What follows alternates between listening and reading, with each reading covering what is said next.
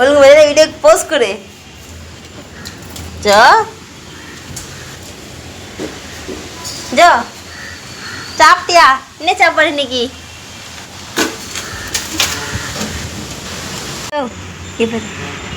ஐயா ஜோ தூக்குமா உனக்கு?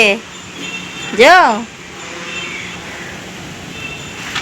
ஜோ குட்டி இங்கே பாரு, நீ வரேன். தூக்குமா? ஆ தூக்கமா? ஆமாவா?